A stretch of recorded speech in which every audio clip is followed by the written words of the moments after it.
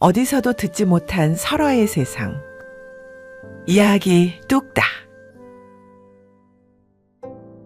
어느 먼 옛날 경북 안동에 이름난 양반 가문 풍산 유씨 집안에는 8살 때부터 들어와 일한 돌쇠라는 머슴이 있었습니다.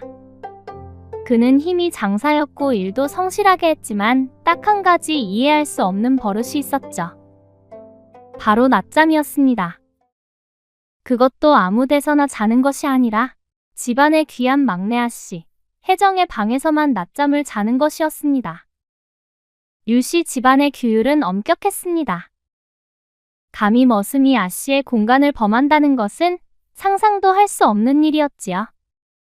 하지만 돌쇠는 매일 오후가 되면 슬그머니 아씨의 방으로 들어가 딱 한 시즌 2시간 동안 잠을 잤고 아씨는 늘 그때를 피해 방을 비워주는 것이었습니다. 돌쇠야, 네 이놈, 감히 아씨 방에서 낮잠을 자다니. 네 목숨이 몇 개더냐? 집안 어른들과 다른 종들은 돌쇠를 꾸짖고 때렸지만 돌쇠는 묵묵히 매를 맞을 뿐 그 버릇을 고치지 않았습니다. 나중에는 하도 일이 반복되자 사람들은 그를 잠만 자는 미친 머슴이라며 손가락질했습니다. 헌데 더 큰 문제는 막내 아씨 혜정이었습니다. 혜정은 20살이 넘도록 혼인을 하지 않고 있었습니다. 그녀는 학문에 깊고 지혜로웠지만 혼담이 들어올 때마다 매번 파혼되거나 스스로 거절했습니다.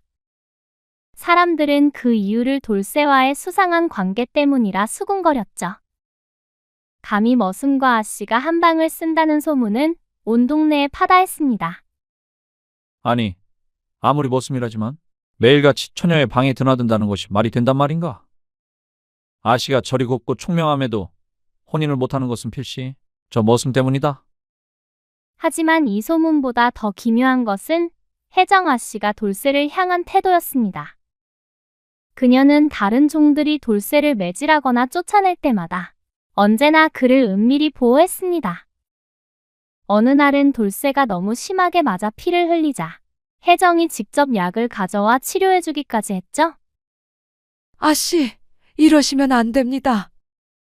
저 머슴놈이 아씨의 명예를 더럽히고 있는데 어찌 그를 감싸시는 것입니까? 집안의 늙은 유모가 걱정스럽게 간언했지만 혜정은 늘 같은 대답만 했습니다. 유모, 돌쇠는 나쁜 사람이 아니에요. 그에게는 사정이 있어요. 무슨 사정이 그리 대단하다고 아씨께서 평생 시집도 못 가시게 하는 것입니까? 유모의 울분 어린 항변에도 혜정은 입을 다물 뿐이었습니다. 그러던 어느 날이었습니다. 류씨 집안에 큰 경사가 있었습니다. 혜정의 오라버니인 류지훈이 과거에 급제하여 금이 환영한 것이었죠. 지훈은 혜정과 달리 강직하고 원칙을 중시하는 성품이었습니다. 그는 집에 돌아오자마자 돌쇠와 혜정의 소문을 듣고는 격분했지요.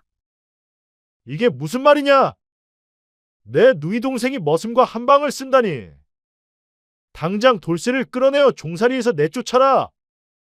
지훈의 명령에 종들이 돌쇠를 잡으러 갔을 때 마침 돌쇠는 혜정의 방에서 낮잠을 자고 있었습니다.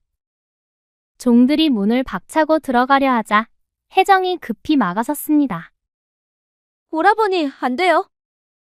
돌쇠를 깨우면 안 됩니다. 무슨 소리냐? 너도 지금 정신이 오락가락하는 것이냐? 오라버니, 제발 한 시즌만 기다려주세요. 돌쇠가 잠에서 깨어나면 제가 모든 것을 설명하겠습니다.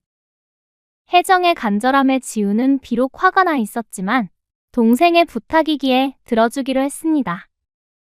그리고 정확히 한 시즌 후 돌쇠는 스스로 잠에서 깨어 방에서 나왔습니다. 너 이놈! 감히 내 누이 동생의 방에서 낮잠을 자다니. 네 목숨이 아깝지 않느냐? 지훈이 칼을 빼어들려는 순간 혜정이 그 앞을 가로막으며 소리쳤습니다. 오라버니, 그만하세요. 돌쇠는 잘못이 없어요. 혜정아, 네가 지금 무슨 짓을 하는 것이냐? 이 집안의 체면이 얼마나 무너졌는지 아는 것이야? 혜정은 깊은 한숨을 쉬며 마침내 입을 열기 시작했습니다. 오라버니, 그리고 아버님. 제가 이제 모든 것을 말씀드리겠습니다. 돌쇠가 제 방에서 낮잠을 자는 것에는 아주 특별한 이유가 있습니다요. 류씨 대감과 지훈 그리고 집안 사람들이 모두 혜정을 주목했습니다. 혜정은 침착하게 말을 이어갔습니다. 돌쇠는 어릴 적부터 특별한 능력을 가지고 있었어요. 그는 잠을 잘 때면 앞으로 일어날 일들을 꿈으로 볼 수 있답니다. 하지만 그는 꿈을 깨고 나면 아무것도 기억하지 못해요. 단지 잠을 자는 동안 무의식 중에 혼잣말을 할 뿐이죠.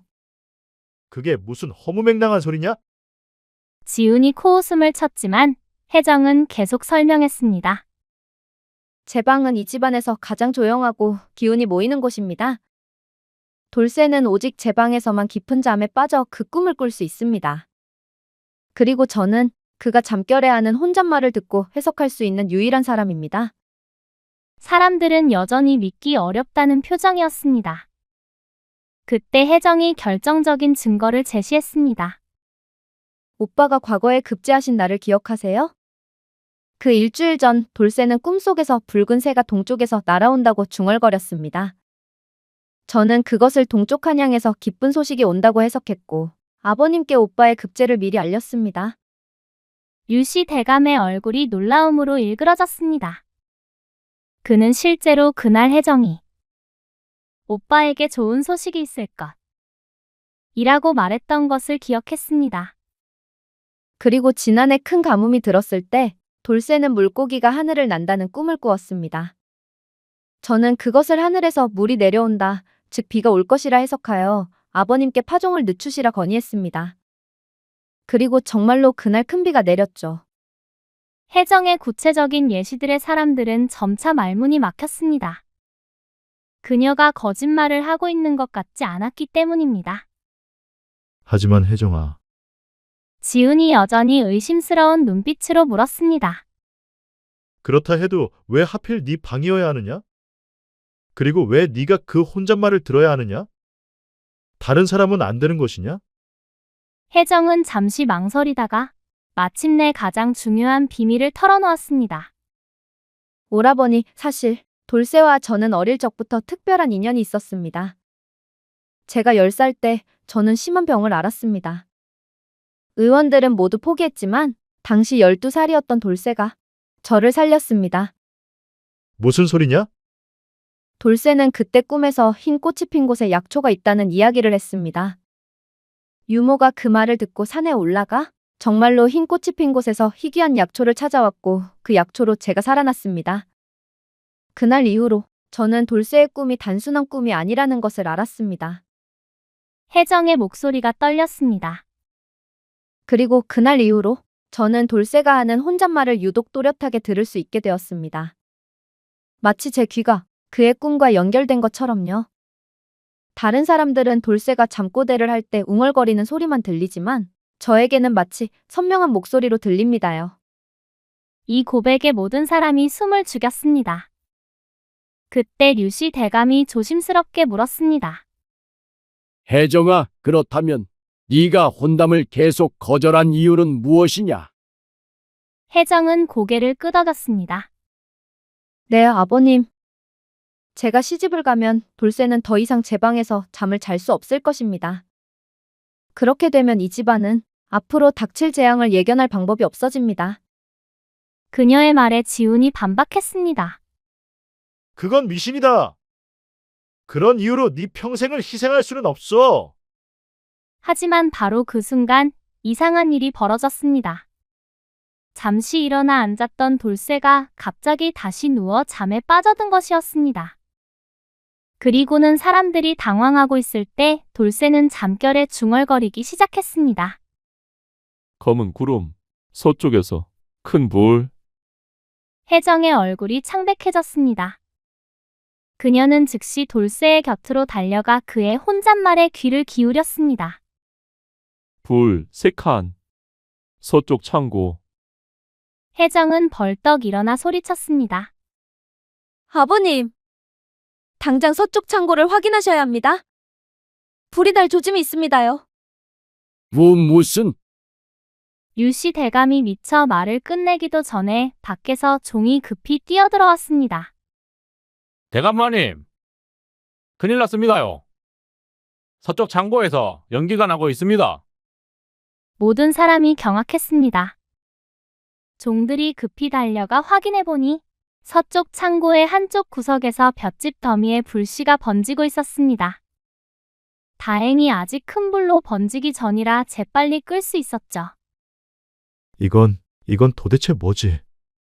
지우는 믿을 수 없다는 표정으로 혜정과 돌쇠를 바라보았습니다. 돌쇠는 여전히 잠들어 있었고 혜정만이 침착하게 설명했습니다.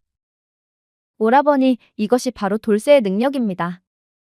그는 지금 막 일어날 일을 꿈으로 보는 것입니다.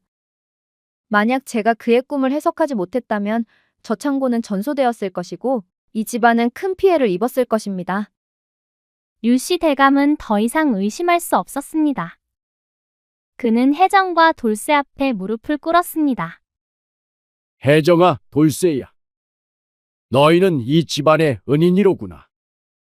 내가 그동안 너희를 오해했다. 용서하거라. 허나 이런 상황은 여기서 끝나지 않았습니다. 오히려 진짜 문제는 이제부터인 것이었습니다. 어느 날, 혜정 아씨에게 혼담이 또 하나 들어왔습니다. 이번에는 평소와 달랐습니다. 상대는 안동 지역에서 가장 명망 높은 진성이 씨 가문의 장남 이한결이었습니다.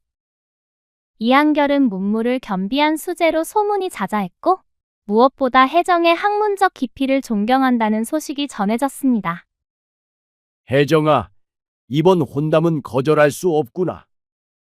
이씨 가문은 우리 가문과 대등한 명문이고 이한결 도령은 내 학식을 존중한다고 하지 않느냐? 이보다 좋은 혼처가 어디 있겠느냐?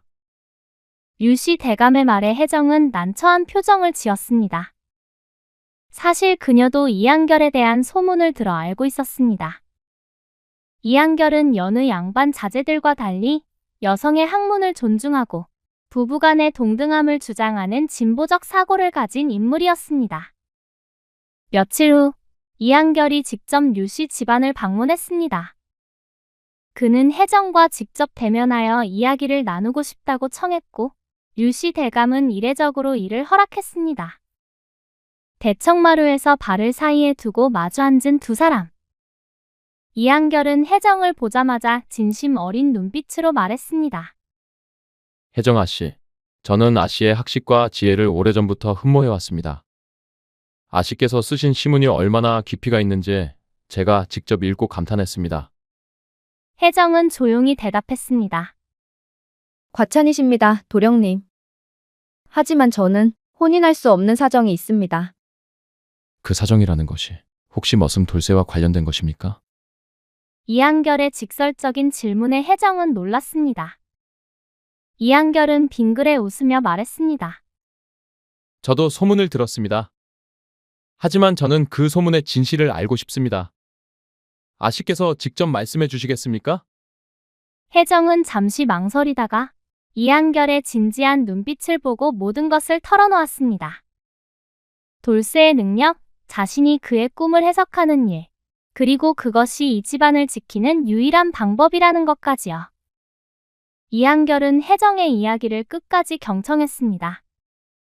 그리고 놀랍게도 그는 비웃거나 의심하지 않았습니다. 아씨, 저는 아씨의 말씀을 믿습니다. 그리고 그 책임감에 감동받았습니다. 하지만 이한결은 잠시 말을 멈추었다가 진지하게 물었습니다. 아씨께서는 평생 혼자 사시면서 이 집안만을 위해 희생하실 것입니까? 아씨 자신의 행복은 어떻게 하실 것입니까? 혜정은 대답하지 못했습니다. 사실 그녀도 때때로 외로움을 느꼈고 평범한 여인처럼 가정을 꾸리고 싶다는 생각을 한 적이 있었습니다. 하지만 그럴 때마다 돌쇠와 집안에 대한 책임감이 그녀를 붙들었습니다. 이한결은 혜정의 침묵을 읽고 뜻밖의 제안을 했습니다. 혜정 씨, 제가 한 가지 제안을 드리겠습니다. 만약 아씨께서 저와 혼인하신다면 저는 돌쇠를 함께 데리고 가겠습니다. 제 집에도 조용한 별채가 있거든요. 돌쇠는 그곳에서 낮잠을 자고 아씨께서는 그의 꿈을 계속 해석하실 수 있을 겁니다. 혜정은 깜짝 놀랐습니다. 도령님, 그것은 너무나도 파격적인 일입니다. 머슴을 시댁으로 데리고 간다는 것이 어찌 말이 됩니까? 왜 안 됩니까? 돌쇠는 단순한 머슴이 아니라 아씨와 함께 집안을 지키는 동반자인 것을. 제가 보기에 그는 이 가문의 가장 귀한 자산입니다. 그리고 이한결은 혜정의 눈을 똑바로 바라보며 말했습니다. 저는 아씨의 책임감과 헌신을 존경합니다. 하지만 그것 때문에 아씨가 평생 희생만 하시는 것을 원하지 않습니다. 아씨께서 행복하시면서도 그 책임을 계속 다하실 방법이 있다면 제가 돕고 싶습니다. 혜정은 이한결의 진심에 깊이 감동받았습니다. 하지만 동시에 그녀는 한 가지 문제를 깨달았습니다. 도령님의 뜻은 감사하지만 한 가지 문제가 있습니다. 돌쇠의 꿈은 오직 제 방, 그러니까 이 집의 제 방에서만 제대로 작동합니다. 다른 곳으로 가면 돌쇠가 깊은 잠에 빠질 수 있을지 확신할 수 없습니다. 이한결은 잠시 생각에 잠겼습니다. 그리고 다시 한번 놀라운 제안을 했습니다. 그렇다면 제가 이 집으로 장가를 들겠습니다. 네? 이부제를 하겠다는 것입니다. 제가 이 집으로 들어와서 아씨와 함께 살겠습니다. 그렇게 하면 돌쇠도 계속 아씨 방에서 낮잠을 잘 수 있지 않겠습니까? 혜정은 말문이 막혔습니다. 입부제란 남자가 여자 집으로 들어가 사는 혼인 형태로 양반가에서는 극히 드문 일이었습니다. 이한결이 명문가의 장남임에도 이런 제안을 한다는 것은 그가 얼마나 혜정을 진심으로 대하는지 보여주는 증거였습니다. 하지만 혜정은 여전히 망설였습니다. 도령님, 그것은 도령님께 너무 큰 희생을 강요하는 것입니다. 도령님은 장남이시니 가문을 이어가야 하지 않습니까? 이한결은 빙그레 웃으며 대답했습니다. 저에게는 동생이 둘 있습니다. 둘째 동생이 가문을 이어가면 됩니다.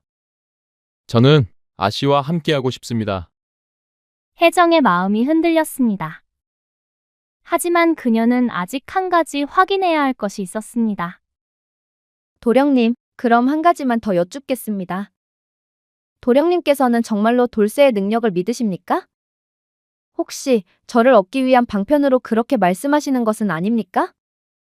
이한결은 진지한 표정으로 대답했습니다. 혜정씨, 저는 직접 확인하고 싶습니다.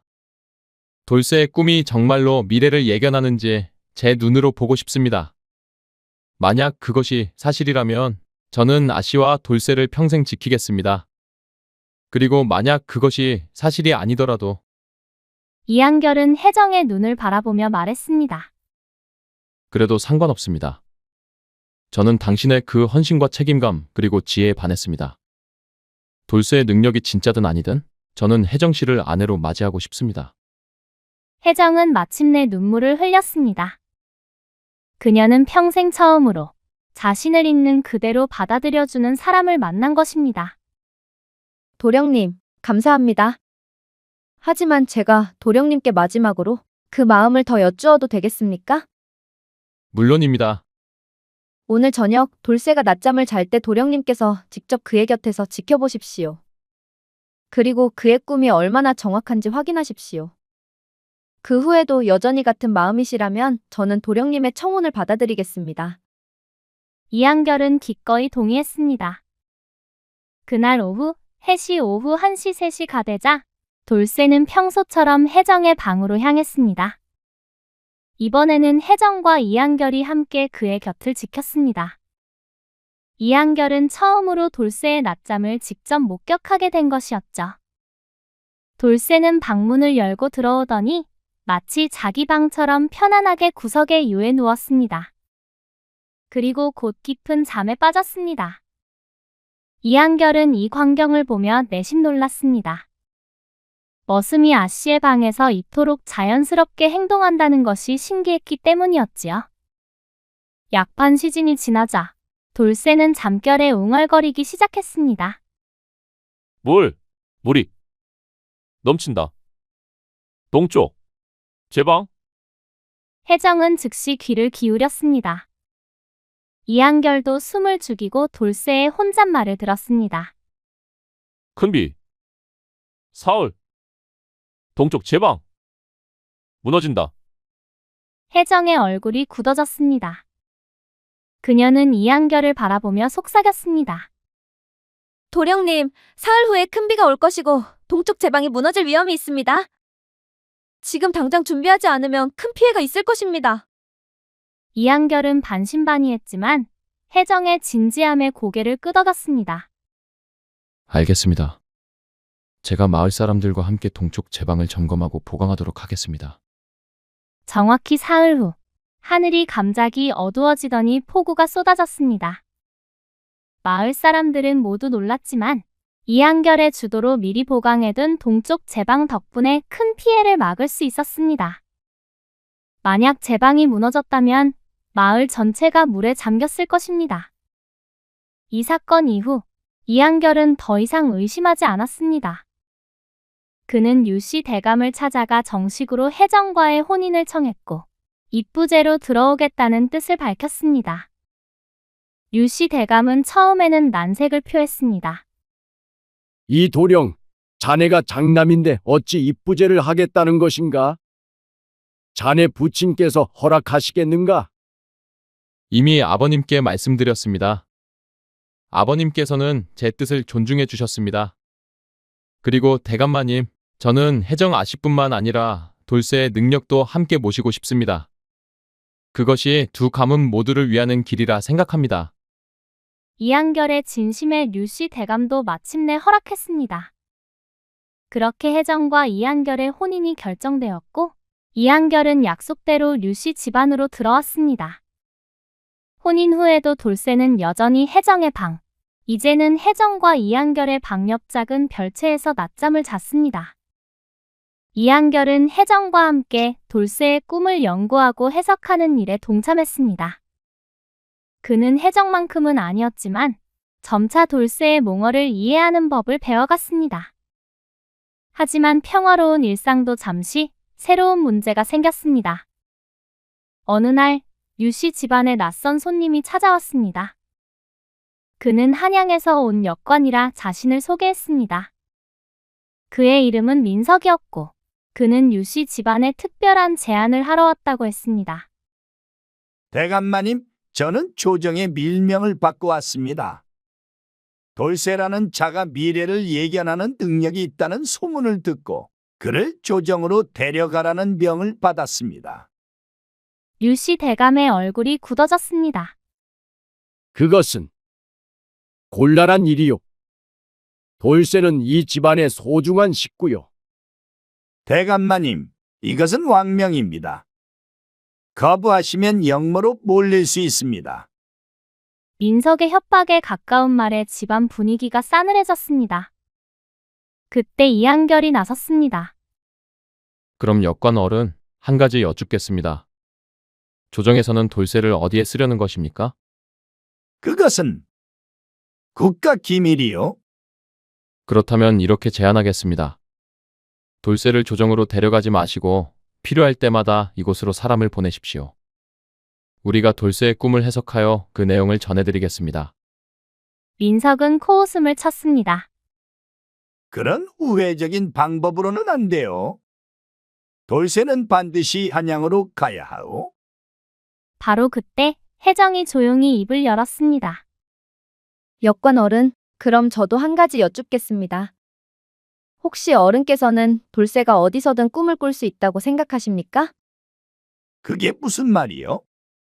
돌쇠는 오직 이곳, 이 집의 제 방에서만 제대로 된 꿈을 꿉니다. 다른 곳으로 데려가시면 그의 능력은 사라질 것입니다요. 민석은 혜정의 말을 믿지 않았습니다. 그런 허튼 소리를? 능력이라는 것이 장소에 따라 달라진다는 것이 말이 돼요? 그렇다면 직접 확인해 보시겠습니까? 돌쇠를 다른 곳으로 데려가서 재워보십시오. 그가 꿈을 꾸는지 확인해 보시라는 것입니다. 혜정의 제안에 민석은 흔쾌히 동의했습니다.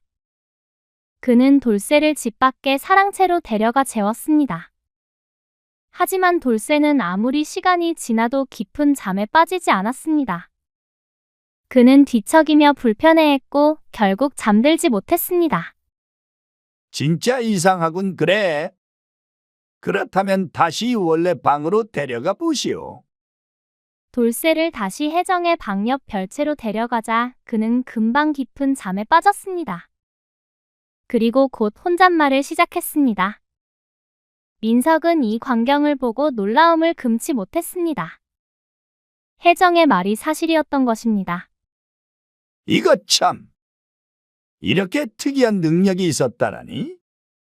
민석은 고민에 빠졌습니다. 돌쇠를 한양으로 데려갈 수 없다면 왕명을 수행할 수 없는 것이었습니다. 이때 혜정이 다시 제안하는 것이었지요. 역관 어른, 그럼 조정에서 필요하실 때마다 저희가 돌쇠의 꿈을 해석하여 서신으로 보내드리겠습니다. 대신 조정에서는 저희 집안을 보호해 주십시오. 민석은 잠시 생각하더니 고개를 끄덕였습니다. 좋소. 그렇게 하겠소이다. 하지만 한 가지 조건이 있어. 혜정아 씨, 당신이 직접 해석한 내용을 보내야 하오. 다른 사람이 대신해서는 아니 돼요. 네, 그렇게 하겠습니다. 이렇게 해서 류씨 집안과 조정 사이에 특별한 관계가 성립되었습니다. 돌쇠의 꿈은 이제 한 집안만의 것이 아니라 나라 전체를 위한 예언이 되었습니다. 하지만 이 일로 인해 새로운 문제가 생겼습니다. 돌쇠의 능력이 알려지면서 그를 해치거나 납치하려는 세력들이 생겨난 것입니다. 어느 날 밤, 검은 옷을 입은 자객들이 류씨 집안을 습격했습니다. 그들의 목표는 돌쇠를 납치하는 것이었습니다. 하지만 기묘하게도 돌쇠는 그날 낮잠을 자면서 이미 이 습격을 예견했습니다. 검은 그림자. 셋. 담을 넘는다. 자정. 혜정과 이한결은 돌쇠의 경고를 듣고 미리 대비했습니다. 자정이 되자 정말로 3명의 자객이 담을 넘어 들어왔고 이한결과 마을 장정들이 매복하고 있다가 그들을 붙잡았습니다. 자객들을 신문한 결과 그들은 다름 아닌 류참봉의 사주를 받고 온 자들이었습니다. 류참봉은 처음 재산 문서를 훔치려다 실패한 후 이번에는 돌쇠를 납치하여 자신의 이익을 위해 사용하려 한 것입니다. 이 몹쓸 놈. 한 번도 아니고 2번씩이나. 류씨 대감은 분노하여 류참봉을 관가에 고발했고 류참봉은 큰 벌을 받았습니다. 이 사건 이후 류씨 집안은 돌쇠를 더욱 철저히 보호했습니다. 이한결은 혜정과 함께 돌쇠의 꿈을 연구하면서 그의 능력이 단순히 미래를 보는 것이 아니라는 것을 깨달았습니다. 혜정, 나는 돌쇠의 꿈이 미래를 보는 것이 아니라 현재의 징조들을 읽는 것이라고 생각하오. 그는 잠을 자는 동안 우리가 의식적으로 놓치는 미세한 신호들을 무의식적으로 포착하는 것이 아닐까? 혜정은 이한결의 통찰에 고개를 끄덕였습니다. 오라버니 말씀이 맞을 수도 있어요. 제 방이 무너질 것을 예견한 것도 사실은 돌쇠가 평소 제 방 근처를 지나다니며 무의식적으로 제 방의 균열을 감지했을 수 있으니까요. 그렇다면 돌쇠의 능력은 초자연적인 것이 아니라 극도로 예민한 관찰력과 직관의 발현일 수 있겠군. 그래. 두 사람은 이 가설을 바탕으로 돌쇠의 꿈을 더욱 체계적으로 연구했습니다. 그들은 돌쇠가 꿈에서 하는 말들을 분류하고 그것이 현실의 어떤 징조와 연결되는지 기록했습니다. 세월이 흘러 혜정과 이한결 사이에 아이가 태어났습니다. 딸이었는데 이름을 소담이라 지었지요. 소담은 자라면서 어머니 혜정을 닮아 총명했고 돌쇠 아저씨를 무척 따랐습니다. 헌데 소담이 5살이 되던 해 놀라운 일이 일어났습니다. 소담이 돌쇠가 낮잠을 자는 별채에 들어갔다가 돌쇠의 혼잣말을 또렷하게 들은 것입니다.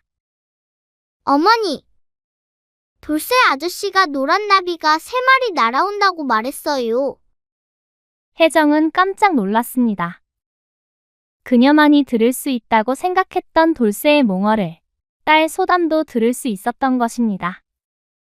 소담아, 정말이니? 아저씨가 뭐라고 했는지 다시 한번 말해보렴. 노란 나비가 3마리 날아오는데 동쪽 정원에 앉는다고 했어요. 혜정은 그 말을 듣고 해석했습니다.